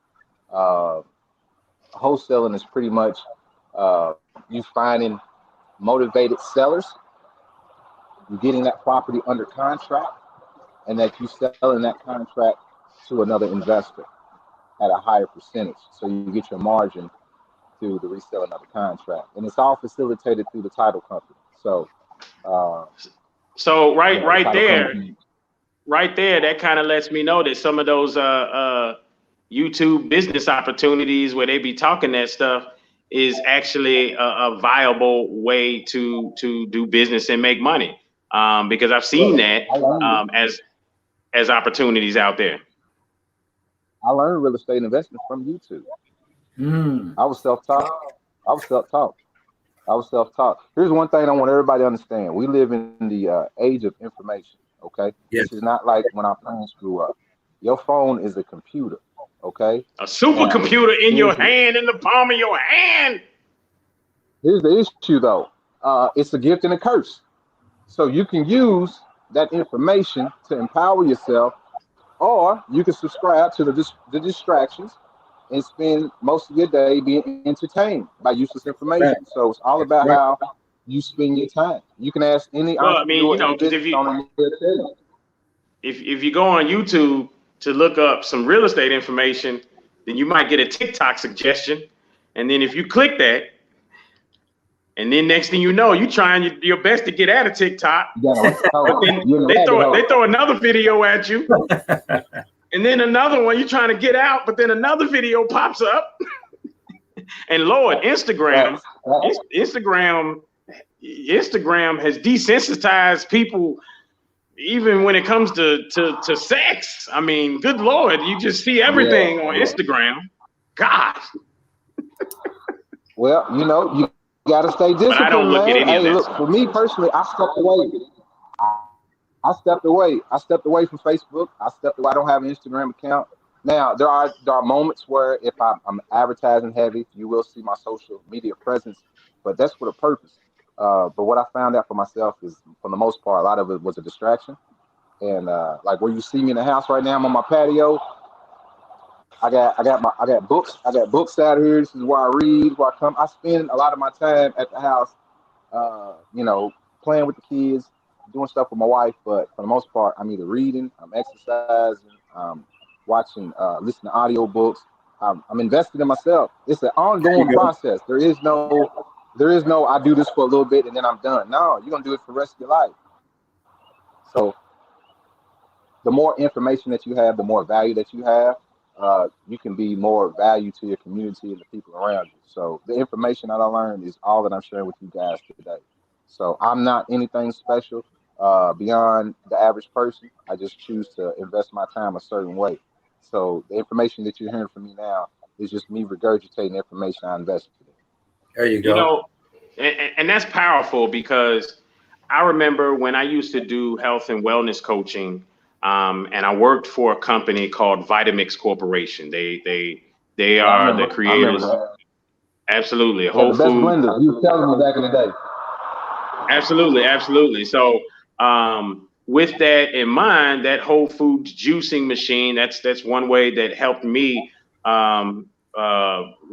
maintain and heal my body from the inside out from Crohn's disease. Right now, it was natural that as I began to feel better and at that time look better, I then began to research more, because I wanted to know why.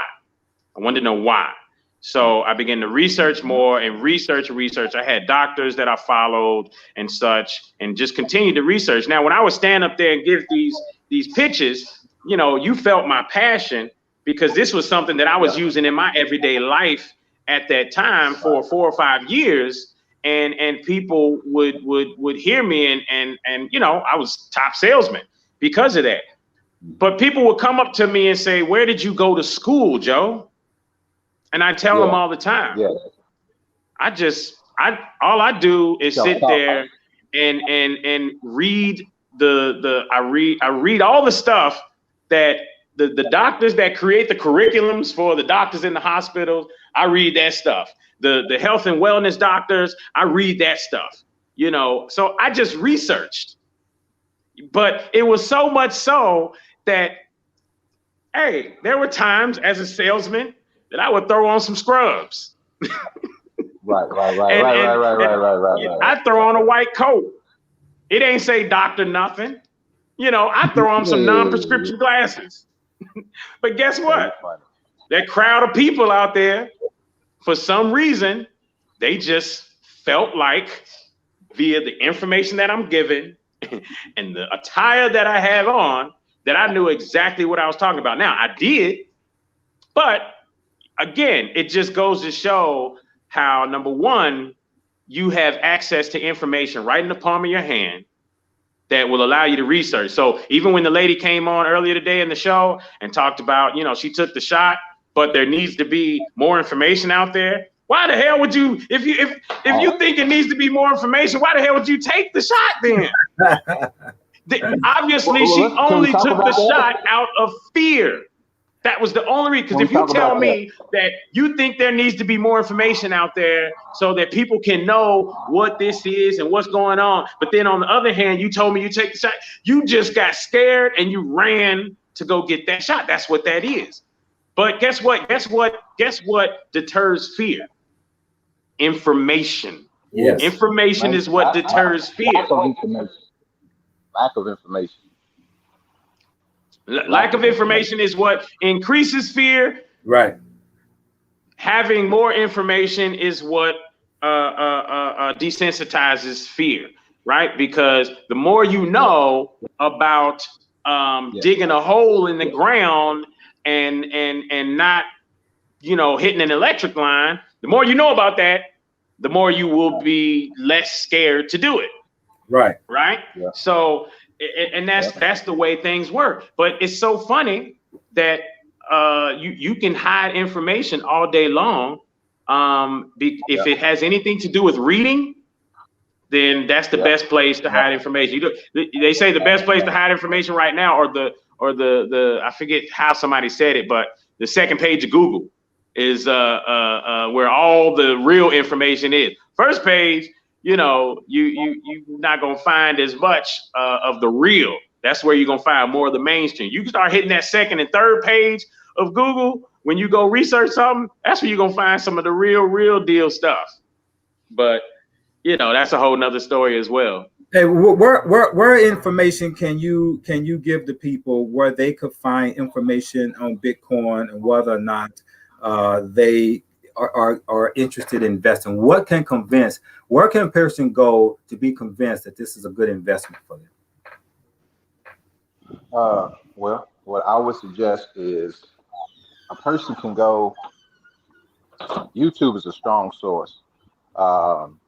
YouTube is a strong source. There's a lot of YouTubers that give content related to cryptocurrency. I don't have one particular place that I go. Actually, it's a blend. I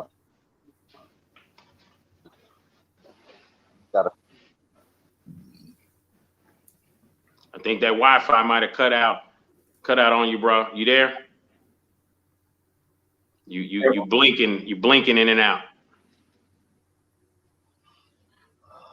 That means you was gonna give people, you was about to drop some heavy information and the Matrix trying to shut you down. Can y'all hear me? Go ahead. There you go. Can you hear me? Yeah. Yes, sir. Can y'all hear me? All right. So yes, sir. There's not one particular place that I go. It's actually it's a little bit of a network that I use, but on YouTube, they've got a lot of different resources of YouTubers providing content. What I would suggest for people to do is just take a little bit of time, go online. I would go to, you can go to Google, you can go to YouTube, but you want to look for common denominators in information. So you're looking for confirmations, you're looking for patterns in the information that you're receiving from all these different YouTubers. But you have to do this on a daily basis because the market is changing every day. So a video from a year ago may not have as much value as a video for this week, okay? Because the market is constantly changing. You got news events, you got political events, you got situations with the economy which will affect the market. So it's like doing your homework before you actually take the test.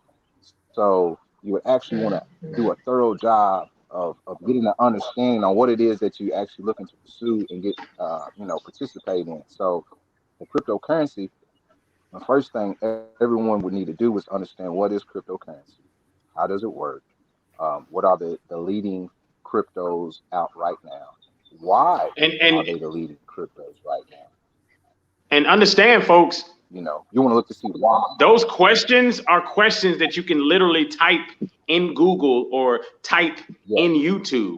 Those specific questions. I want people to know and understand that Google is at the point to where you literally can I literally just sit here and press the button. What is cryptocurrency?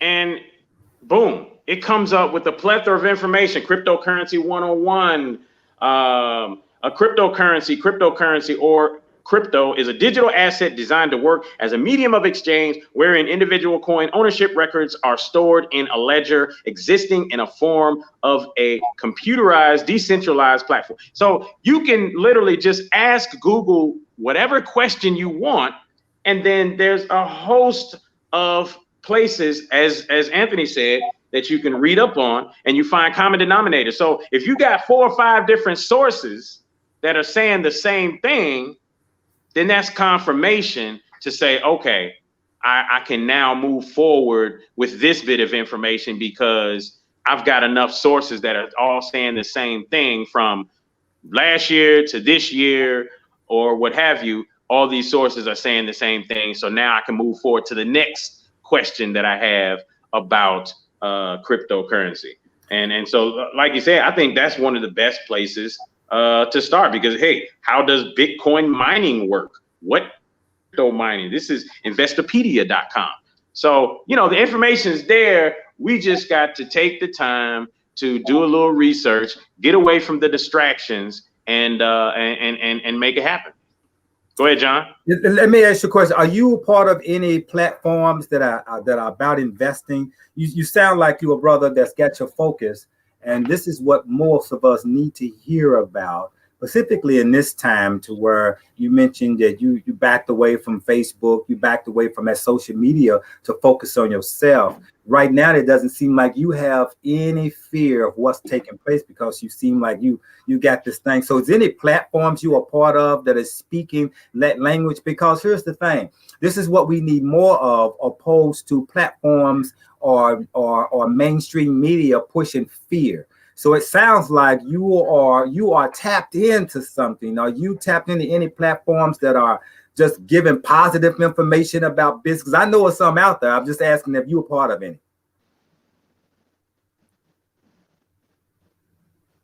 Are you muted? Can't hear you. Hold on, I'm gonna unmute. Okay, there you go. Here we go. Yeah, I got it. What I'll do is I'll send Joe the link to a few of the networks on YouTube that I'm a part of, and they basically they do live broadcasting, and we'll do chart analysis. We go over news events. We look at the monthly, the weekly. We look to see what patterns. We look to see what trends the market's doing, and then we discuss opportunities. But what we do is we filter out. What you have to do, you have to filter out. They call it FUD, which is basically propaganda. So media will try to manipulate the market by putting out certain information at certain times to benefit certain parties, which a lot of times will be the banks, or be hedge funds, or it'll be whatnot. But the technical analysis, it shows you what the market's actually doing. So numbers don't lie.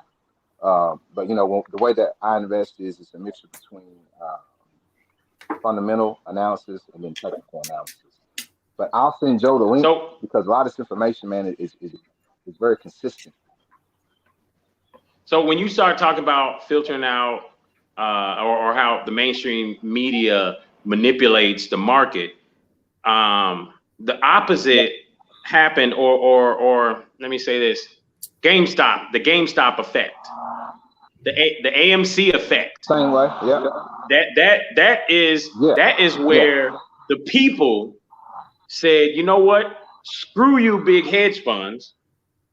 Screw you, whale investors out there, and we're gonna make this thing. We're gonna drive this thing up ourselves. So it works the same way if the people can come together and on one accord say, hey, we're gonna go ahead and make this stock right. Right. Yeah. No, it's very similar, man. For instance, if the news is pushing out a lot of negative information on like for instance for Bitcoin trying to intentionally drive the price down, that means most hedge funds are looking to enter the market, and that's how they'll move. They'll put out the negative news, drive the price down. The average retail seller who turns on his TV, he'll see all this negative news, and out of emotion, and based on emotion, selling off. Yeah. You don't need to have no emotion investment. There's no emotions in investment. You got to remove all emotions. So because that's the way they're playing it out there on mainstream media. That's the way they're playing it. And I mean these big hedge funds, all that, they purposely get out there, push information in order to make the market move a certain way. So, I mean, what I've learned is, hey, if you hear negative information about a company being pushed in mainstream media, you might want to go research that company because it might be time to buy. Right. Absolutely. A lot of times it's going to be the opposite of whatever the news says. A lot of times. Absolutely. Wow. I tell you what, man. Well, this has been a lot of great information. I appreciate this, man. We don't have to do this again. You got to have me back, brother. I appreciate this. No, absolutely. I what's funny is so many of our guests that come on, they've never done radio or what have you, and they come on and they find this as a space that they enjoy because. Number one, shout out to Charlemagne for, making therapy a normalcy in our community, right? Because through the years, it has not been a normalcy. And, not just in our community, but among us men as well, the ability to actually sit down and just talk. So this is in a sense, a soothing type of situation, and our guests come on and they love the questions, they love the conversation, and how we pose questions to them and such. So, you know, we just appreciate, you know, people like yourself coming on and being involved and sharing information, because our whole platform and our whole focus is to say, hey, we have a people out here that we love, but we need a lot of work. And we want to be just another outlet and another avenue to provide information for our people, you know, and to showcase positive movement. You know, we first half of our show, we talked about, you know, some stuff. We talked about the covert and all that stuff and the new challenges, but we wanted to make sure that we ended the show with new opportunities. And that's what we did with bringing you on. So we appreciate you. We definitely gonna have to holler at Guinness to get them to throw some sponsorship money our way, because, you know, we just advertising for them all morning. I know, right? I should have had one of my shirts on, man. Like I said, I just kind of woke up not too long ago, man. I saw your text. I was like, let me sure I jump on time. I normally wear my own clothes, but today I threw on a shirt. But I appreciate this. And when I first came on, I was hearing the end of what John was talking about in terms of, you know, doing your research for the vaccine, man. I agree with you 100%, bro. I agree with you 100%. A lot of contradictions in the information they've been giving us. So it's just good to hear other brothers that, you know, are aware and that they see the deceit. Yeah. They see it. Oh yeah. Absolutely, man. And that right there is definitely a never ending conversation, because, you know, like I said, I mean, there are simple things that to me are common sense factors that tell me, you know what, I don't think I'm going to get the shot. You know, for me, there's simple common sense factors that tell me now's not the time to get the shot. You know, I mean, for me, the first thing is the lack of information. You know, they never tell you specifically. Like, I feel like if I'm going to get this shot, you should give me a specific ingredients list of what's in there and a descriptive understanding of each of those ingredients, right? Like, I should know that, but there's no ingredients list. Number two, why is Bill Gates involved? I still cannot figure out why this computer guy who specializes, when you Google Bill Gates and you look him up, he specializes in human behavior and computers. Those are his two areas of expertise. So human behavior and computers coming together, that don't sound right to me. I've seen enough crazy movies out there. I'm not, I don't buy it, you know. Thirdly, what else? The fact that they took the fact that you can sue companies, you know, that was an MSNBC report. You can't sue companies now because they have no liability. So now you're telling me that in today's age, where if this cup was lined with lead and I'm drinking out of it and I buy this from the store, I can sue that company as I find out I have lead poisoning, right? Because of the harmful effects of it. But if I go get this shot, I cannot sue those companies because of the harmful adverse reactions that I could potentially be exposed to, which, if anyone gets a chance, go on CDC's website and look up adverse reactions, okay? They hide it very, very deep. Go look, research, and look at that shit yourself. It sounds crazy. Adverse reactions are not, no, it's not the good. But there's so many factors here that make me say, you know what? I don't think so, bro. I'm just trying to figure out when. It's a bad deal. I'm just trying to figure out when can I go in the West End and get my fake COVID vaccine card. I'm trying to figure that out. Who's got the fake COVID cards and who's got the fake shots and whatnot, so I can just, you know, fake it all. Yeah, I'm trying to fake, because right now you have to at least get tested to even go out the country. Woo. Yeah. You have to show them some test results. I need them fake test results, okay? To go out the country, you got to show some test results. So I'm concerned of even getting tested. I don't want to. I don't feel that I need to. You know, I mean, you should be able to shine a blue light or something in my eyeballs and see, nope, he don't have the covert, so he's good. Go ahead and pass him. Right. You know, but what's interesting is that here, and definitely appreciate you coming on, brother, and building with us on the subject, because there are the fears attacking two fronts. The fear that they're putting out there is attacking people's health.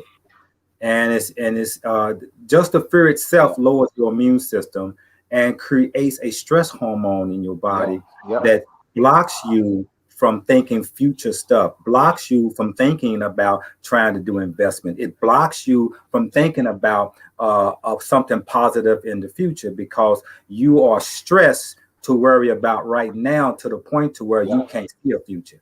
So this is good because what we try to do on this show is we try to always address health, which is one of the first factors of the fear they push. Death, you're going to die. And what we try to push is, hey, diabetes is killing you. Hey, that food in restaurants are killing you. We try to teach, put a mask over your mouth from eating, let alone worried about somebody else having COVID. But we love to end the show with other fear. The other fear now is, how am I going to survive? How am I going to make money? How am I going to pay bills? Because right now they're using the fear and threat to threaten people with their jobs now. I was on a talk thing with the I forgot the name of it now, Clubhouse.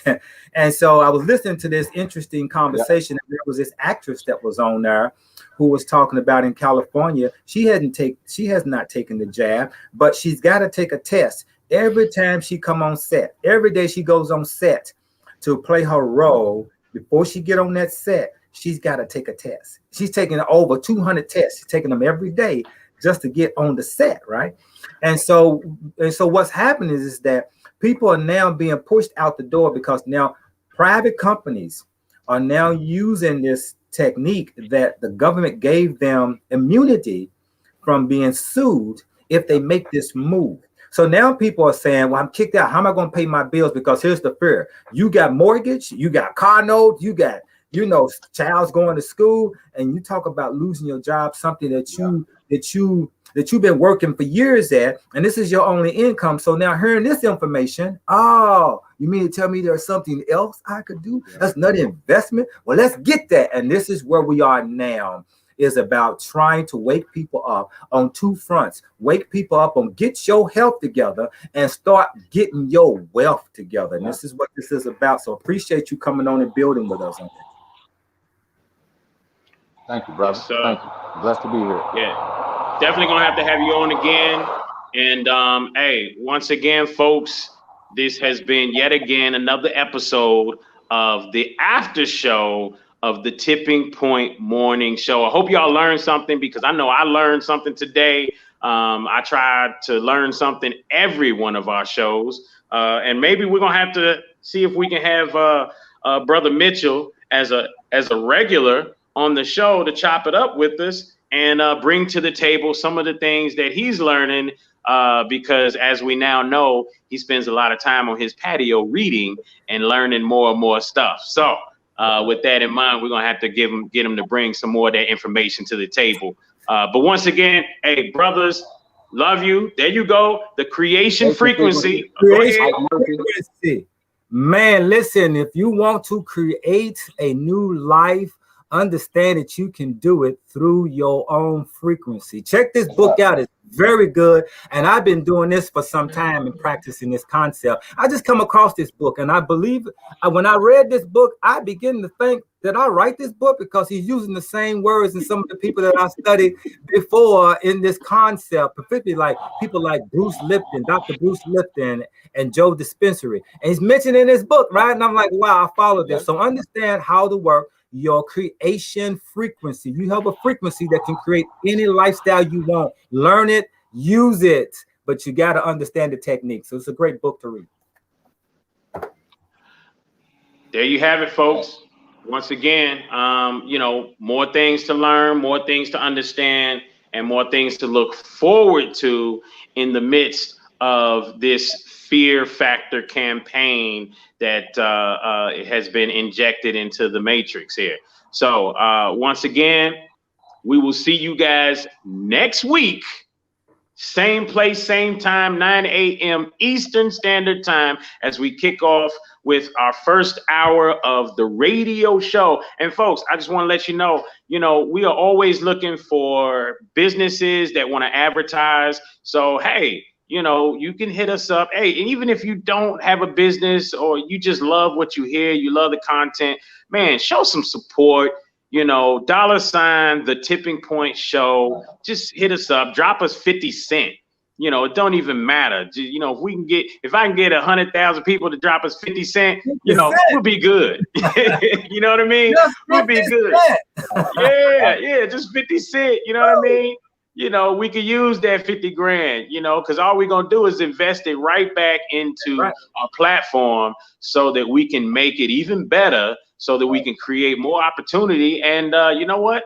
I want to be able to give away some stuff, so we're going to have to talk to Brother Mitchell, because there's something else. He and I actually work together on a Forex trading bot that is out there that gives you the ability to kind of be hands off and make money in your sleep. And the bot does the trading for you. So maybe one day we'll figure out a contest to where we can give one of those away to a caller, a listener, or something. So we'll figure that out or something. I don't know. But either way, folks, it's been another episode. Love y'all, brothers. Appreciate you. Keep doing what you're doing. And we are out. We'll see you next time. You are listening to The Tipping Point Show with your host, Mr. Just Ask Joe, John Yeah. Right here on WLOU. Stream it live on Facebook and WLOUonline.com. And now, The Tipping Point Show.